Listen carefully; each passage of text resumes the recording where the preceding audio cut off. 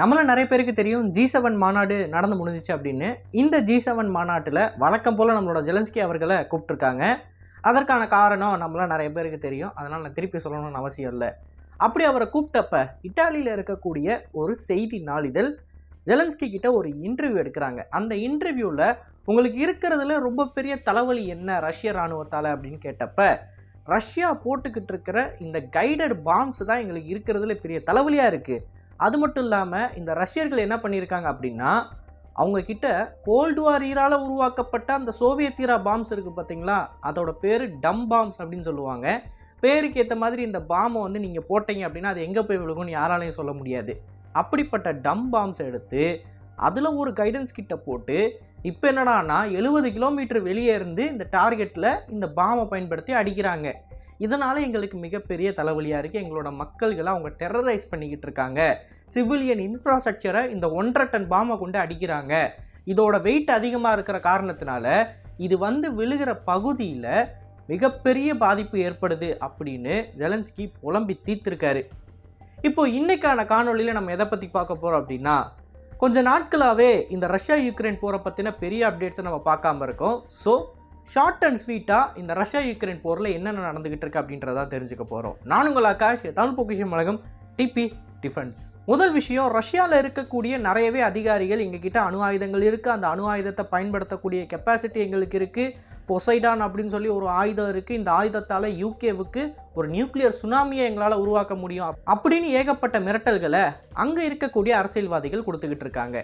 இப்போது இந்த அரசியல்வாதிகளுக்கும் ரஷ்யன் ஃபெடரேஷனுக்கும் சம்மந்தம் இருக்குமா அப்படின்னு கேட்டிங்கன்னா கண்டிப்பாக கிடையாது.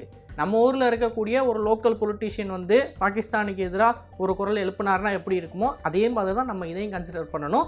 அவங்க சொல்கிறது ஒன்றா இருக்கும், நடக்கிறது ஒன்றா இருக்கும். ஆனால் இந்த தடவை இந்த குறிப்பிட்ட கிளைமுக்கெல்லாம் ரெஸ்பாண்ட் கொடுக்குற மாதிரி நேட்டோ சைடில் இருந்து சாதாரண பொலிட்டீஷியன்லாம் கிடையாது, நேட்டோவோட செக்ரட்டரியே எங்ககிட்டையும் அணு ஆயுதம் இருக்குது, நேட்டோ நாடுகளெல்லாம் ஒன்றிணைந்து இந்த அணு ஆயுதங்களை பயன்படுத்தி ஒரு எக்ஸசைஸ் ஒன்று ஈடுபடுத்தணும், அது மட்டும் இல்லாமல் ரஷ்யர்களுக்கு ஒரு விஷயத்தை தெளிவாக உணர்த்தணும், நாங்களும் அணு ஆயுதத்தை பயன்படுத்துறதுக்கு தயங்க மாட்டோம் அப்படின்னு. ஸோ பேசிக்காக ஐரோப்பிய ஒன்றியத்தில் இருக்கக்கூடிய எல்லா அணு ஆயுதங்களையும் தயார்படுத்தி அதை ஆன் பண்ணி வைக்கக்கூடிய அந்த உத்தரவை சீக்கிரம் கொடுக்கணும்னு நேட்டோவோட செக்ரட்டரி பேசிக்கிட்டு இருக்காரு. இப்போ இந்த இடத்துல நீங்கள் ஒரு விஷயத்தை புரிஞ்சுக்கணும், ரஷ்யாவில் இருக்கக்கூடிய அரசியல்வாதிகள் பேசுகிறது வேற, புட்டின் டைரெக்டாக பேசுகிறது வேற, அதே மாதிரி நேட்டோ செக்ரட்டரி பேசுகிறது அப்படின்றது மிகப்பெரிய பிரச்சனையாக எல்லாருமே பார்த்துக்கிட்டு இருக்காங்க. ஏன்னா 2 கண்ட்ரி இப்போது லிட்ரலாக நாங்கள் அணு ஆயுதங்களை பயன்படுத்த வேண்டியது இருக்கும் அப்படின்னு பேசிக்கிட்டு இருக்காங்க. இப்போது இந்த இதெல்லாம் ஒரு பக்கம் நடந்துக்கிட்டு இருக்கிறப்ப உக்ரைனோட கள நிலவரம் என்ன அப்படின்னு கேட்டிங்கன்னா, எல்லா ஃப்ரண்ட்லேயும் உக்ரைன் இப்போ அடி வாங்கிக்கிட்டு இருக்காங்க. இப்போ இவங்க அடி வாங்கிக்கிட்டு இருக்கிறதுல முக்கியமான பாதிப்பு எங்கே நடந்துக்கிட்டு இருக்கு அப்படின்னு பார்த்தீங்கன்னா, கியவை ஒட்டி இருக்கக்கூடிய அந்த ஹைட்ரோ எலக்ட்ரிக் பவர் பிளான்ட்டாக இருக்கட்டும், கியவோட ஃபியூயல் டீப்போவாக இருக்கட்டும், இது எல்லாத்தையும் தான் ரஷ்யர்கள் அடிச்சுக்கிட்டு இருக்காங்க. கடந்த 3 நாட்களுக்கு முன்னாடி கூட கியவ் தலைநகரத்தில் இருக்கிற ஒரு ஃபியூயல் டீப்போவை ரஷ்யர்கள் இஸ்கேண்டரை கொண்டு அடித்திருப்பாங்க. இந்த ஃபயர் வந்து கிட்டத்தட்ட 3 நாளாக போச்சு. ஆனால் உக்ரைனியர்கள் என்ன தெரியுமா சொன்னாங்க, 100% இன்டர்செப்ஷன் அப்படின்னு எடுத்துகிட்டு வராங்க. இல்லை எனக்கு புரியல, 3 நாளாக ஃபயர் போய்கிட்டு இருக்கு, எல்லாருமே அதை ரிப்போர்ட் பண்ணிக்கிட்டு இருக்காங்க, அப்புறம் எப்படி 100% இன்டர்செப்ஷனாக இருக்கும்? ஸோ இந்த மாதிரியான உருட்டுகளை உக்ரைன் இன்ன வரைக்கும் நிறுத்தலை அப்படின்றது ரொம்பவே வேதனையாக இருக்குது. அண்ட் ஒரு பக்கம் ஜெலன்ஸ்கி அவர்கள் இந்த செய்தி நாளிதழுக்கு ஒரு முக்கியமான விஷயத்தை மேற்கோள் காட்டியிருப்பார், உக்ரைனிய மக்களை டெரரைஸ் பண்ணிக்கிட்டு இருக்காங்க ரஷ்யர்கள் அப்படின்ற விஷயத்த.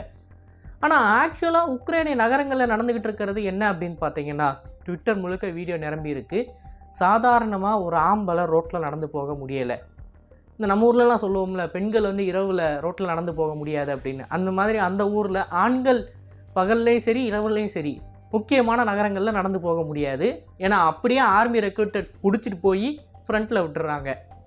ஸோ இந்த நிலைமை, அதாவது ரஷ்யர்கள் பண்ணக்கூடிய பாதிப்பை விட இந்த நெகோசியேஷனுக்குள்ளே போகாமல் போரை நான் நடத்திக்கிட்டே இருப்பேன் அப்படின்னு சொல்லக்கூடிய உக்ரைனிய தலைமை, அவங்க அந்த நாட்டில் இருக்கக்கூடிய ஆம்பளைங்களுக்கு எதிராக பண்ணக்கூடிய இந்த அட்டூழியம் தான் அதிகமாக இருக்குது அப்படின்னு உலகம் முழுக்க இருக்கக்கூடிய எல்லா நியூட்ரல்வாதிகளும் பேசிக்கிட்டு இருக்காங்க.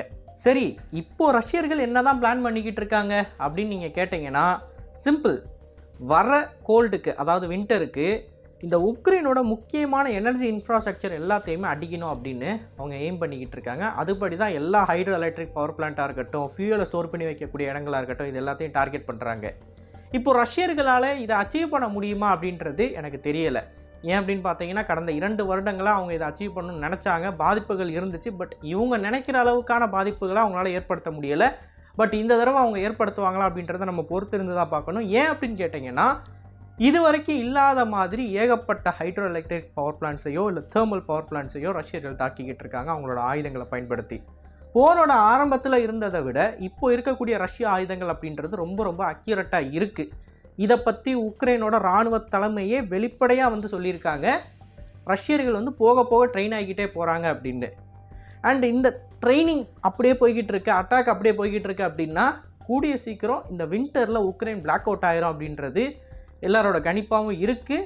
பட் அது நடக்காமல் போகிறதுக்கும் வாய்ப்பு இருக்குது. சப்போஸ் பிளாக் அவுட் ஆயிடுச்சு அப்படின்னா அங்கே இருக்கிற மக்களுக்கு ஏற்கனவே கோபம் இருக்குது. ஏன்னா போர் இன்னும் 3 வருஷமாக போய்கிட்டு இருக்குது, முடிகிற பாடாக இல்லை. அங்கே இருக்கிற ஆண்களோட எண்ணிக்கை அப்படின்றது கம்மியாகிக்கிட்டே வருது, நிறைய பேர் இறந்து போய்கிட்டு இருக்காங்க. ஸோ இதெல்லாம் போய்கிட்டு இருக்கிறப்ப இன்னொரு விஷயமும் இதே மாதிரி நடந்துச்சு அப்படின்னா, அதாவது இந்த பிளாக் அவுட்டில் நடந்துச்சு அப்படின்னா கண்டிப்பான முறையில் ஜெலன்ஸ்கி அவர்களை பதவி விலக சொல்லி அங்கே இருக்கிற மக்களே குரல் கொடுக்க ஆரம்பிப்பாங்க. இதுதான் ரஷ்யர்களுக்கு வேணும். ஆனால் அந்த அளவுக்கு போகுமா அப்படின்றத நம்ம பொறுத்திருந்து பார்ப்போம். அண்ட் இந்த சம்பவம் நடந்துக்கிட்டு இருக்கிறப்ப இந்த நேட்டோ ஏர்ஸ்பேஸ் அப்படின்னு சொல்லக்கூடியது, அதாவது உக்ரைனுக்கு பக்கத்தில் இருக்கக்கூடிய நேட்டோ கண்ட்ரிஸோட ஏர்ஸ்பேஸ், இவங்க ரஷ்யனோட டெரிட்டரியை ஷேர் பண்ணுறாங்க. ஸோ அப்படிப்பட்ட வான்பரப்புகளில் வழக்கத்தை விட அதிகமாக ரஷ்ய போர் விமானங்கள் வந்துக்கிட்டு இருக்கு அப்படின்னு சொல்லி ஒரு ரிப்போர்ட் வந்திருக்கு. சமீபத்தில் கொஞ்சம் ரீசெண்டாக ஜூன் 14 ஸ்வீடன் நாட்டோட ஏர்ஸ்பேஸை ஒரு ரஷ்ய போர் விமானம் வயலேட் பண்ணிருச்சு. இதற்கு ஸ்வீடன்லேருந்து சாப் கிரிப்பின் அப்படின்னு சொல்லக்கூடிய போர் விமானங்களை அவங்க இன்டர்செப்ட் பண்ணுறதுக்கு அனுப்பிச்சாங்க. இந்த விமானங்களும் அந்த ரஷ்ய போர் விமானத்தை இன்டர்செப்ட் பண்ணி அவங்களோட பார்டருக்குள்ளே திருப்பி அனுப்பிச்சிருச்சு. இதற்கு ஸ்வீடிஷ் அரசாங்கம் என்ன சொல்லியிருக்காங்க அப்படின்னா, ஜூன் 15 நாங்கள் ரஷ்யன் அம்பாசிடரை கூப்பிட்டு பேசுவோம் அப்படின்னு சொல்லியிருக்காங்க.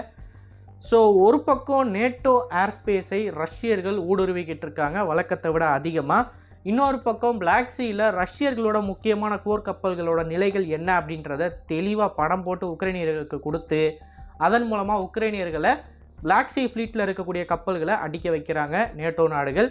நேட்டோ நாடுகள் இதோடு நிற்காமல் உக்ரைனுக்குள்ளே இருக்கக்கூடிய சில ஆர்மி கமாண்டர்ஸுக்கு எப்படி சண்டை போடணும் அப்படின்றத இவங்க நேட்டோ கமாண்டர்ஸ் மூலமாக ட்ரைனிங் கொடுத்துக்கிட்டு இருக்காங்க. ஃப்ரெஞ்ச் ஆர்மி ஒரு பக்கம் நாங்கள் உள்ளே போவோம் அப்படின்னு சொல்கிறாங்க. இப்படி இந்த போர் நிற்கிறத தவிர எல்லா டைரக்ஷன்லேயும் போய்கிட்டு இருக்கு. இது இப்படியே போய்கிட்டு இருந்துச்சு அப்படின்னா 3ஆம் உலக போருக்கு தான் போகும். ஆனால் அது நடக்காது அப்படின்னு சொல்லி நம்ம நம்புவோம்.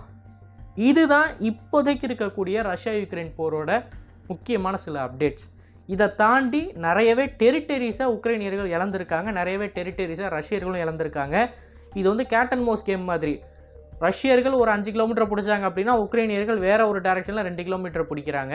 இப்படியே தான் மாறி மாறி போய்கிட்டு இருக்கு. எக்ஸாக்டாக எந்தெந்த இடங்களில் என்னென்ன மாதிரியான பாதிப்புகள் ஏற்படுது அப்படின்றத தெளிவாக இன்னொரு காணொலியில் நம்ம பார்க்கலாம். இது வரைக்கும் ரஷ்யா யுக்ரைன் போரை பற்றின சில அப்டேட்ஸ் நம்மளோட சேனலில் வராமல் இருக்கிறதுனால கம்பேல் பண்ணி இந்த ஒரு வீடியோ போட்டிருப்பேன். ஸோ இதை பற்றின உங்களோட கருத்துக்களை மறக்காமல் கமெண்ட்ஸில் பதிவிடுங்க. அண்ட் வழக்கம் போல் இந்த மாதிரி நிறையவே தகவலை நீங்கள் தெரிஞ்சுக்கணும் அப்படின்னு நினச்சிங்கன்னா டிபி டிஃபென்ஸ்ன்ற சேனலை சப்ஸ்கிரைப் பண்ணிக்கோங்க. நல்லதை பாருந்து நல்ல சமுதாயத்தை வணக்கம். நன்றி, வணக்கம்.